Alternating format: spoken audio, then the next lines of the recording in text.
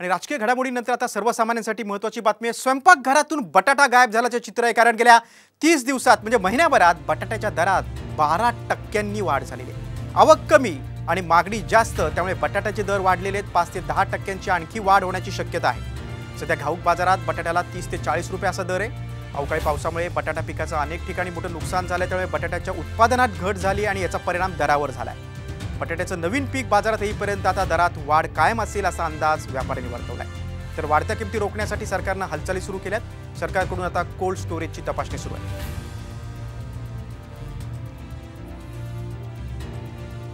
बघा, बटाट्याच्या दरात तब्बल 12% वाढ झालेली आहे। बटाटा महागलेला आहे। घाऊक बाजारात बटाटा 30 ते 40 रुपये किलोने विकला जातोय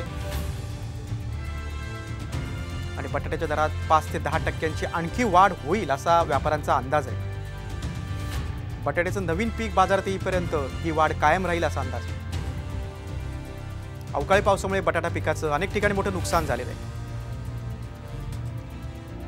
त्यामुळे बटाट्याच्या उत्पादनात घट झाल्यानं त्याचा परिणाम आता दरांवर झालाय। बाजारात बटाट्याची आवक कमी आणि मागणी जास्त आहे आणि त्यामुळे दर वाढले। वाढत्या किमती रोखण्यासाठी आता सरकारकडून हालचाली सुरू आहेत। बटाट्याच्या दरात 12% वाढ।